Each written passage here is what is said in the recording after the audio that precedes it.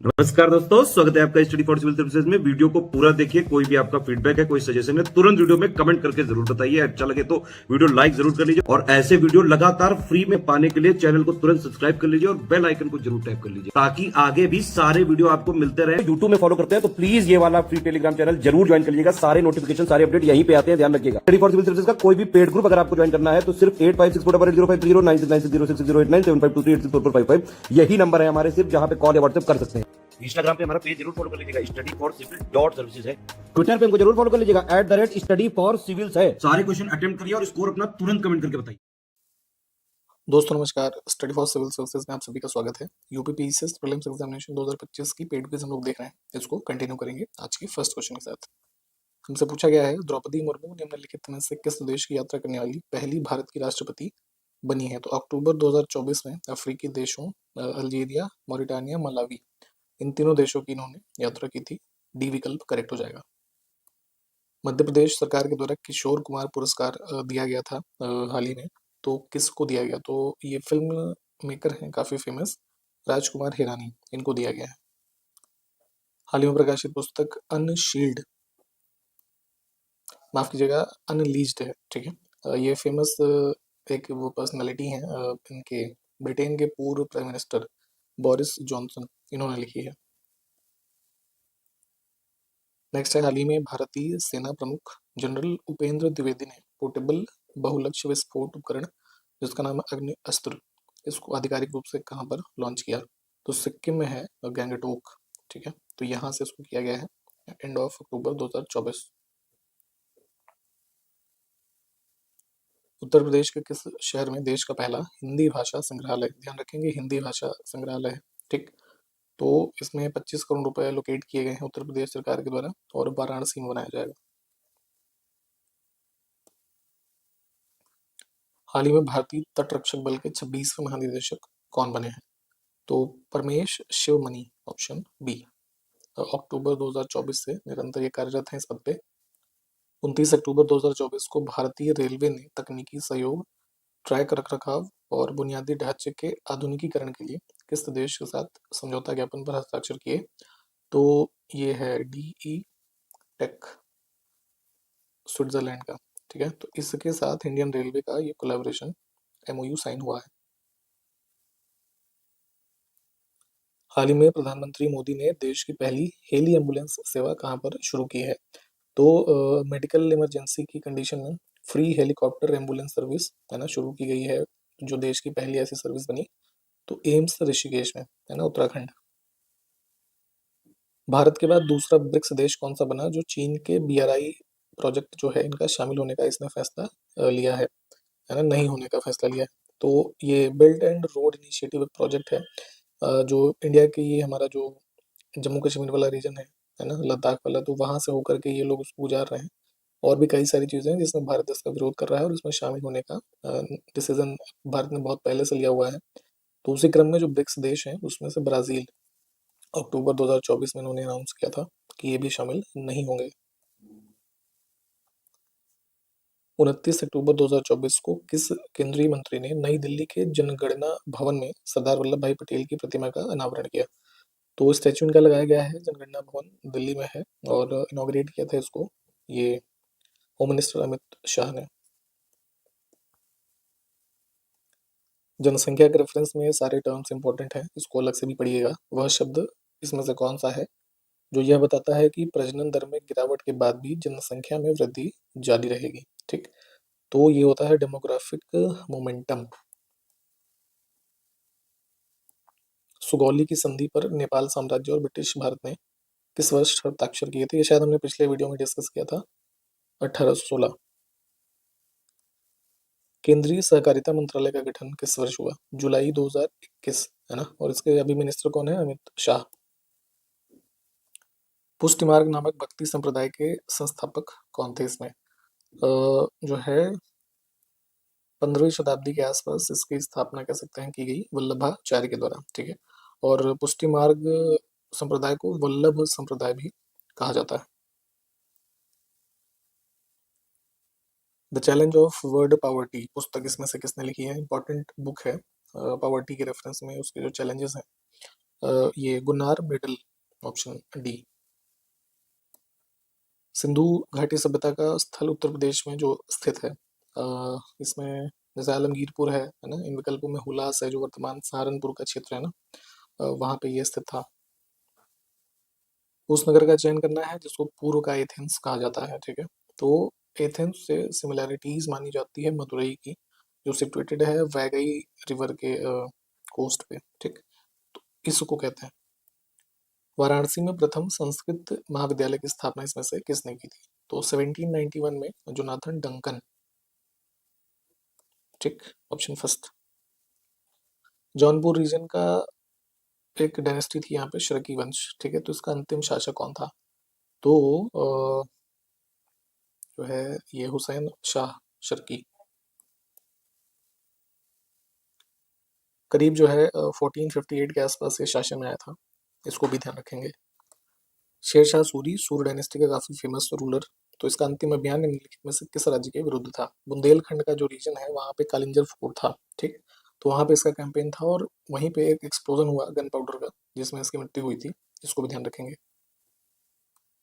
निम्नलिखित आगंतुकों में से रोम यानी कि जो इटली में है उसके साथ मध्यकालीन विजयनगर की तुलना किसने की थी? तो पुर्तगीज ट्रैवलर था डोमिंगो पायस, ठीक। इसकी कल्प मतलब ये सिमिलैरिटी या कंपैरिजन है ये। नेक्स्ट है विजयनगर का प्रसिद्ध हजारा मंदिर किसके शासनकाल के दौरान बनाया गया था? तुलुव डायनेस्टी के रूलर थे कृष्णदेव राय, ठीक। तो इनके ही द्वारा इसका निर्माण हुआ है, ऑप्शन फर्स्ट।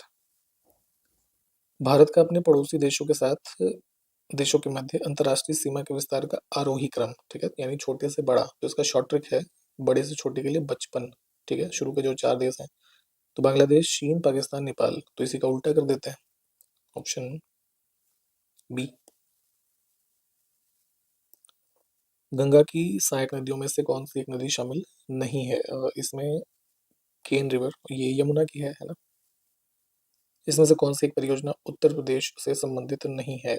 रिवर प्रोजेक्ट्स हैं, फरक्का रिवर प्रोजेक्ट जो है गंगा रिवर पे ही बना है लेकिन वेस्ट बंगाल में है, ठीक। जैसे इसमें बाणा सागर प्रोजेक्ट है तो इसमें कंफ्यूज मत होइएगा, ये जॉइंट प्रोजेक्ट है मध्य प्रदेश, उत्तर प्रदेश, बिहार का, ठीक है। लोकेटेड है ये शहडोल में, मध्य प्रदेश में। इसमें से कौन सा युग्म सुमेलित नहीं है? तो वर्मी कल्चर जो होता है ये बेसिकली जो अर्थवॉर्म्स वगैरह होते हैं उसको यूज करके ऑर्गेनिक प्रोडक्ट्स को खाद में बदलने के रूप में, है ना, कह सकते हैं यूज होता है, ठीक। इस वजह से ये गलत है। कल्टीवेशन ऑफ वेजिटेबल्स के लिए हम वर्ड यूज करते हैं ओलेरी कल्चर या फिर हॉर्टिकल्चर, ठीक। बाकी जो है वो ठीक है। इसमें से कौन सी एक मानव निर्मित झील है? पेरियार लेक है केरला में, ठीक है। पेरियार वाइल्ड लाइफ सेंचुरी है ना, सराउंड करती है इसको, तो ये मैन मेड है। इसमें से कौन सा एक उत्तर प्रदेश में स्थित नहीं है? सुल्तानपुर नेशनल पार्क, ये हरियाणा में है। नेक्स्ट है इंदिरा गांधी राष्ट्रीय वन अकेडमी किस शहर में स्थित है? ये है आपका उत्तराखंड, देहरादून, ठीक। भारत में खारे पानी की सबसे बड़ी झील, इनलैंड सलाइन वाटर लेक, तो ये है सांभर, ठीक है। आपका ये इसमें राजस्थान में जयपुर, अजमेर और नागौर के मतलब बॉर्डर्स को टच करते हुए स्थित है। कर्क रेखा किस राज्य से होकर के नहीं गुजरती? 23.5 डिग्री नॉर्दर्न लैटिट्यूड में हमने पहले भी डिस्कस करा है। तो इसमें ऑड है सिक्किम। भारत में 8 राज्य हैं जिसमें वेस्ट बंगाल, त्रिपुरा, मिजोरम, गुजरात, राजस्थान, छत्तीसगढ़, झारखंड, है ना, ये सब है। कुल जैसे विश्व में मैप पे लोकेट कीजिएगा, 16 देश, 3 कॉन्टिनेंट, 6 वाटर बॉडीज, है ना। इसमें से कौन सा राज्य बांग्लादेश से अपनी सीमा नहीं बनाता है? भारतीय राज्य। 4096 किलोमीटर की कुल बाउंड्री है जिसमें असम, त्रिपुरा, मिजोरम, मेघालय और वेस्ट बंगाल, है ना, ये हैं। तो इसमें क्या आउट हो गया? नागालैंड। भारत के किस प्रदेश की सीमाएं 3 देश नेपाल, भूटान और चीन से मिलती हैं? सिक्किम को देखेंगे, है ना, तो इधर भूटान है, इधर नेपाल और ऊपर में चाइना। इसमें से कौन सी चट्टान प्रणाली भारत में नवीनतम है? तो जितने भी रॉक्स हैं है ना श्रेणियाँ, उसमें गोंडवाना रीजन जिसमें इंडिया का मेनली 95% से ज़्यादा कोल डिपॉजिट पाया जाता है। ठीक, तो ये है ऑप्शन डी। जरा एक आंसर बताइए कि किन राज्यों में इसका विस्तार है भारत के। भारत के दक्कन के पठार पर बेसाल्ट निर्मित लावा शैलों का निर्माण हुआ है, हमने पहले भी डिस्कस किया है। तो ये महाराष्ट्र वगैरह का रीजन हमारा डेक्कन प्लेटू वाला है। ब्लैक सॉइल यहाँ पाई जाती है। तो ये मेनली बेसाल्टिक लावा के अपक्षय से फॉर्म हुआ है। और ये किस दौरान हुआ, तो क्रिटेशियस युग में, है ना, लगभग 65 मिलियन ईयर्स अगो। ठीक, ये वाला ये चार्ट है ना, उसमें 11th की एनसीईआरटी बड़ा अच्छा दिया है, वहां से एक बार देखिएगा। नेक्स्ट है दूसरी पंचवर्षीय योजना की रूपरेखा इसमें से किसने तैयार किया। सेकंड 5 ईयर प्लान 1956 से 61 के बीच रहा, जिसका मुख्य उद्देश्य तो ये इंडस्ट्रियल डेवलपमेंट है ना, और रैपिड इंडस्ट्रियलाइजेशन वगैरह ये सब चीज़ें थी। तो इसका ये प्लानिंग से संबंधित थे पीसी महालनोबिस, प्रशांता चंद्र, है ना नाम था इनका। भारत में आर्थिक सुधार का जनक किसको कहा जाता है, father of Indian economics reforms, है ना, तो ये पीवी नरसिम्हा राव। इनके काल में आप देखेंगे एलपीजी रिफॉर्म्स जो हमने पहले डिस्कस किया है ये किए गए, है ना। और उस समय जो हमारी फ्री मार्केट रिफॉर्म थे उसको एक तरीके से लाया गया।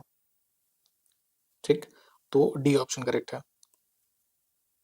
नेक्स्ट है हिंदू वृद्धि दर, इसमें से किससे संबंधित है। हिंदू ग्रोथ रेट बेसिकली ये था किसी देश की जीडीपी ग्रोथ को रेफर करता है, मेनली इंडिया से। फ्रीडम मिलने के बाद के जो देश थे उनके कंपैरिजन में इंडिया की इकोनॉमी जो है काफ़ी स्टैग्नेंट टाइप की ग्रोथ में थी, है ना। तो उसी रेफरेंस में इस टर्म को यूज़ किया गया, और कॉइन करने वाले जो इकोनॉमिस्ट थे उनका नाम था राज कृष्ण, है ना, इसको भी ध्यान रखेंगे। 2011 की जनगणना के अनुसार 2001 से 11 के दशक में जनसंख्या वृद्धि दर की प्रतिशत क्या थी। सेंसस का आंकड़ा भी 2011 वाला ही पढ़ना है। ओवरऑल बात करें तो 17.64%, ये इस रेफरेंस में डिकेडल ग्रोथ थी। मेल पॉपुलेशन ग्रोथ की बात करें 1 से 11 के बीच में तो वो थी 17.19। फीमेल की बात करें तो वो थी 18.12।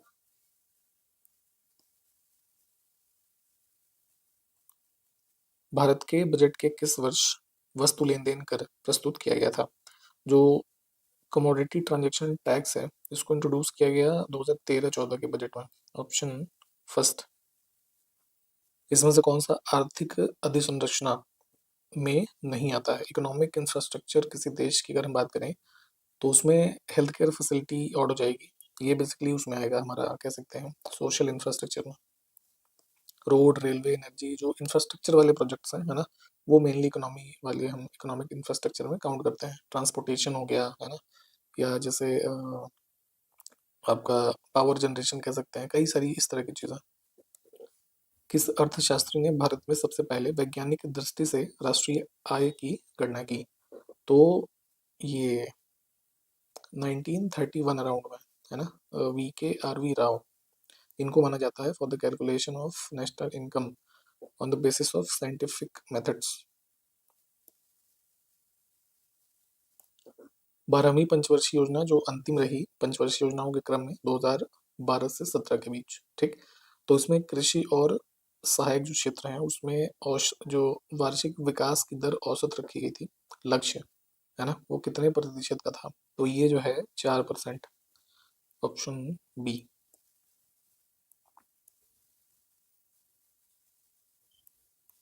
अंतिम प्रश्न देखेंगे रोलिंग प्लान चल योजना के बारे में कौन से कथन सही है। एक बार आप 4 कथन है, चारों को देख लीजिए वीडियो को पॉज करके।